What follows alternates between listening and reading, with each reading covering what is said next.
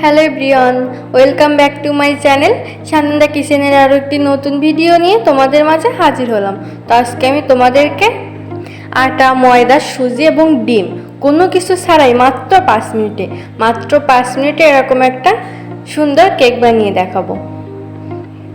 আপনারা আপনাদের কোনো বিশেষ দিনে, যেমন জন্মদিন, অ্যানিভার্সারি, যে কোনো বিশেষ দিনে আপনার প্রিয়জনকে কিন্তু মাত্র 5 মিনিট সময় ব্যয় করে এত মজাদার একটি কেক বানিয়ে সারপ্রাইজ দিতে পারেন। আর এটা খেয়ে কেউ বুঝতেই পারবে না যে এটা দোকান থেকে কেনা না, এত বেশি মজা হয় এই কেকটা খেতে। তো চলো আর বেশি দেরি না করে মূল রেসিপিটা শুরু করা যাক। তো এই মজার কেকটি বানানোর জন্য আমি প্রথমে একটা প্যান নিয়ে তার ভিতরে 1 বাটি পরিমাণ লিকুইড মিল্ক দিয়ে দিচ্ছি, তারপরে দিয়ে দিচ্ছি হাফ কাপ পরিমাণ চিনি, আর দিয়ে দিচ্ছি প্রায় 2 চামচ মতো কর্নফ্লাওয়ার। তো এবার সমস্ত কিছু আমি ভালো করে নেড়ে নেড়ে মিশিয়ে নিয়ে তারপরে কিন্তু গ্যাসের চুলাটা অন করে দেবো। এতক্ষণ কিন্তু গ্যাসের চুলাটা অফ ছিল। সমস্ত কিছু মিশিয়ে নিয়ে ভালোভাবে তারপরে গ্যাসের চুলাটা অন করে দিয়ে ভালো করে জাল করে নিতে হবে।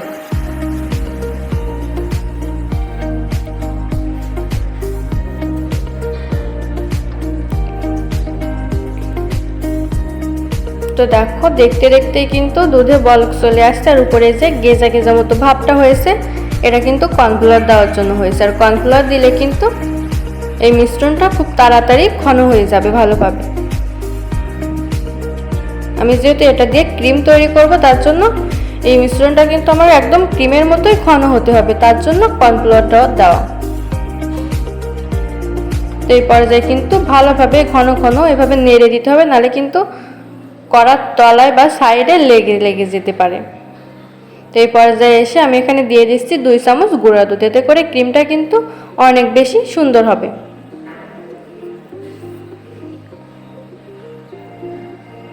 তো গুঁড়া দুধ দিয়ে আমি আবারও নেড়ে নেড়ে সমস্ত কিছু ভালোভাবে মিশিয়ে দিচ্ছি।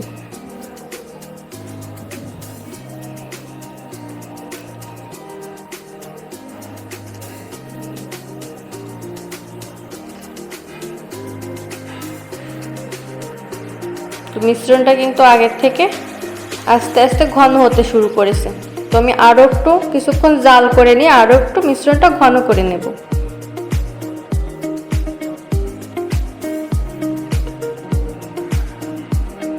আমি এখানে লাল চিনি ইউজ করছিলাম বলে কিন্তু আমার মিশ্রণটা এরকম লাল হয়েছে। তোমরা যদি সাদা চিনি ইউজ করো তাহলে তোমাদের মিশ্রণটা কিন্তু একদম পুরো পিওর সাদাই থাকবে। সাদা কালার হলেও কিন্তু ক্রিমটা দেখতে অনেক বেশি সুন্দর লাগবে। তো ক্রিমটা কিন্তু পারফেক্টভাবে তৈরি হয়ে গেছে। এবার আমি একটা চুলা থেকে নামিয়ে নিয়েছি। তো প্রায় 1 বাটির মতো ক্রিম হয়েছে। এবার আমি এখানে নিয়ে নিচ্ছি 4টা ব্রেড। এই ব্রেড দিয়ে কিন্তু কেকটা বানানো হবে, তার জন্য আমি ফার্স্টে বলছিলাম আটা, ময়দা, সুজি, ডিম কোনো কিছুরই প্রয়োজন নেই। তো ফার্স্টে আমি একটা ব্রেড নিয়ে এরকম ব্রেডের উপরে চামচের সাহায্যে অল্প অল্প করে ক্রিম দিয়ে এভাবে লাগিয়ে দিচ্ছি। ব্রেডের উপরে এবং সাইডের অংশতেও কিন্তু আমি এভাবে ক্রিম লাগিয়ে দেব।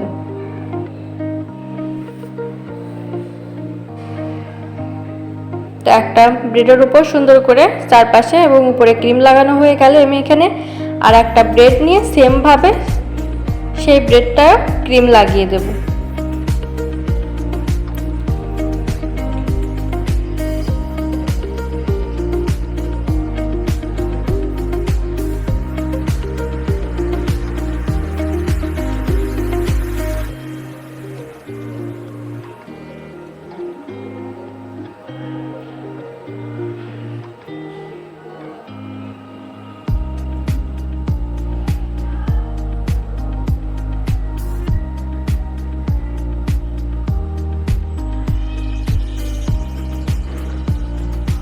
তো এটাতেও সুন্দর মতো ক্রিম লাগানো হয়ে গেছে। আমি সেম ভাবে এখানে আরও একটা ব্রেডের লেয়ার দিয়ে তার উপরেও ক্রিম লাগিয়ে দেব।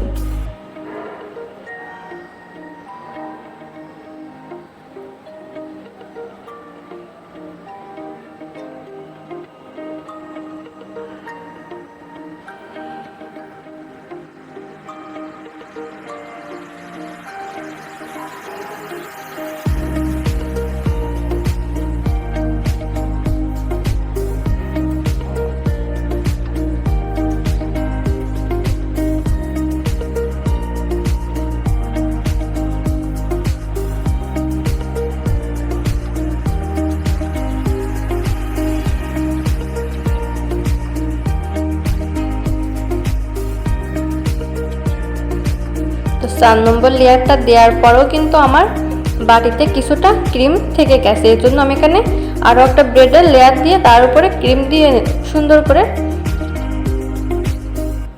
ডেকোরেশন করে দেব।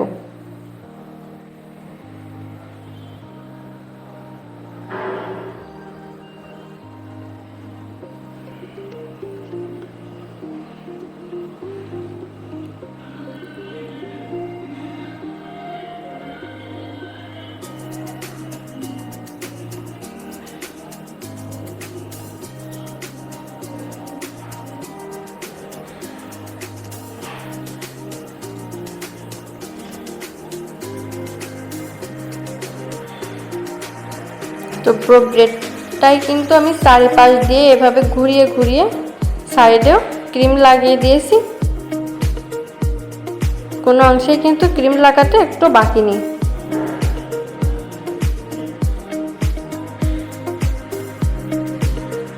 তো কেকের লেয়ারগুলো সেট করা কিন্তু কমপ্লিট।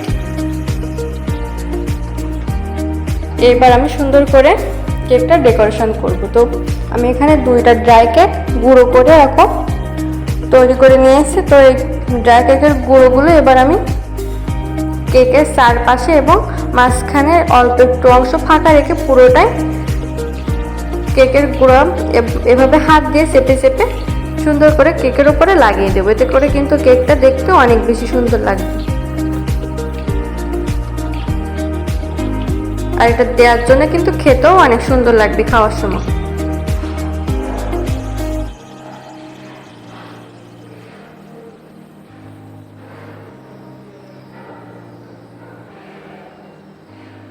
এই ড্রাই কেকের গুঁড়োটা লাগানোর পরে কিন্তু কেকের লুকটা একদম পুরো চেঞ্জ হয়ে গেছে। তো মাঝখানে যে জায়গাটা আমি ফাঁকা রেখেছিলাম সেখানে আমি এবার গুঁড়া দুধ দিয়ে ভরাট করে দিচ্ছি। এতে করে কিন্তু আরো বেশি সুন্দর লাগছে হলুদের মাঝখানে এরকম সাদা সাদা দিয়ে।